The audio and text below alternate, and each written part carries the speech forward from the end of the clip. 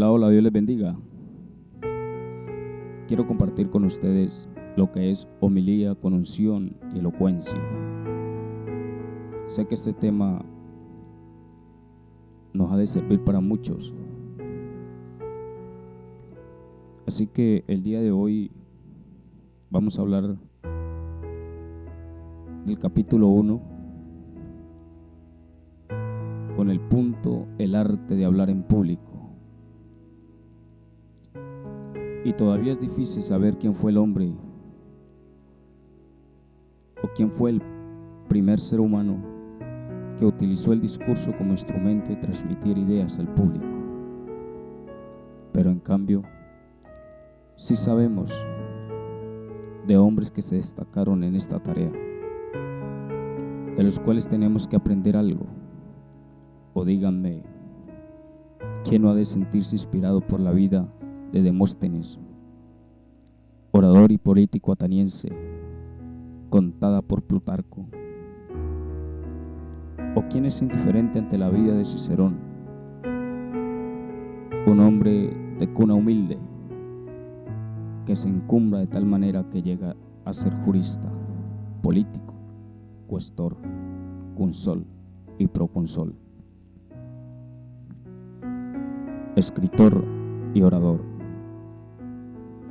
tanto que es galardonado con el honroso título de padre de la patria? Esos logros los consigue un hombre que se esfuerza hasta el agotamiento, porque tiene tal hambre de saber que declara no haber aprendido nada, mientras le queda algo por saber. ¿Y qué decimos del doctor Saulo de Tarso? O diríamos el apóstol Pablo, derrotado en el camino de Damasco por Jesús, cuyo tema constante es: para mí el vivir es Cristo y el morir es ganancia. Su pasión le lleva a enfrentarse con culturas y pueblos, personajes de toda índole,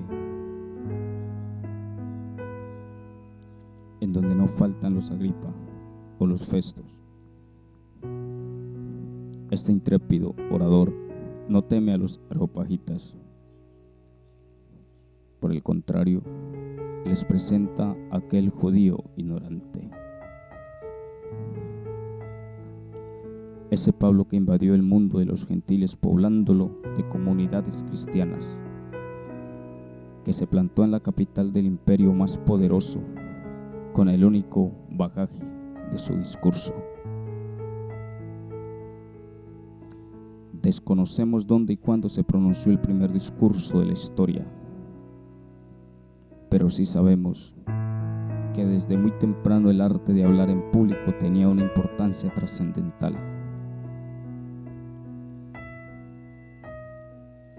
Pensando en grandes de la historia, tenemos que centrarnos en uno cuya biografía aparece en la Biblia, para quien sin un mensaje elocuente era inútil su tarea. Un líder sin el don de la oratoria.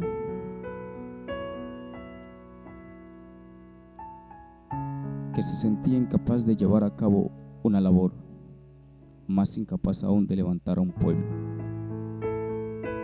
de animarlo y conmoverlo. Este fue el caso de Moisés.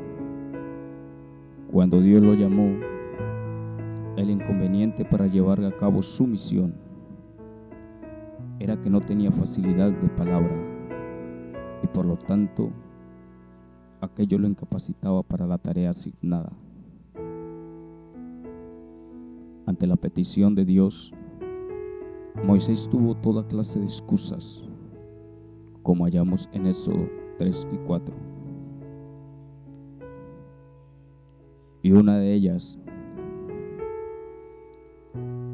era la que dice: ay, Señor, nunca he sido hombre de fácil palabra, ni antes, ni desde que hablas a tu siervo,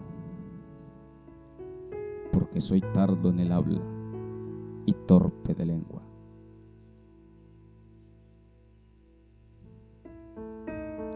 Alguien podía acogerse a la idea que Dios lo hizo todo en Moisés, y no es totalmente cierto. Moisés era un hombre preparado intelectualmente, un estadista,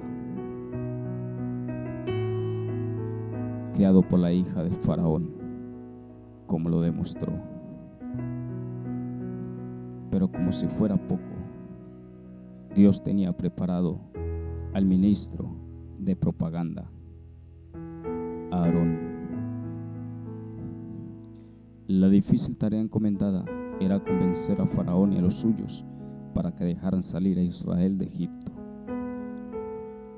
Así que además del verbo, de la palabra, necesitaba la autoridad que se requiere cuando se posee el don de la oratoria.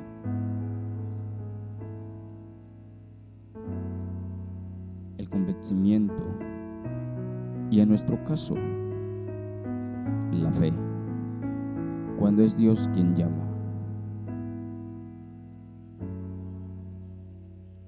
No olvidemos que Moisés era nada más y nada menos que el hijo de la hija de Faraón, un hombre que recibió una educación de estadista en uno de los imperios más importantes del mundo antiguo. Era un hombre culto, al que solo le faltaba la escuela del desierto, con la que completó su preparación. La ignorancia a la que se refiere en ocasiones la Biblia es la que corresponde a la actitud del hombre frente a Dios, no del hombre frente al hombre, ya que esta última la delimita la capacidad, el conocimiento y la cultura. La referencia de Moisés es la más antigua que conocemos en relación al asunto que nos ocupa, pero usando siempre la Biblia y el respeto a nuestra fe. Hemos de convenir la trascendencia que a partir del momento en el que el pueblo de Israel se puso en marcha, tuvieron los profetas. La labor de los mismos sería decisiva, y el método empleado fue nada más que la palabra. Siempre parados frente a un pueblo que en muchas ocasiones no quería saber nada del mensaje enviado. Sin embargo, cada uno de ellos, en su momento, debió hablar con la convicción de un poderoso y elocuente orador ungido por el poder del Espíritu Santo.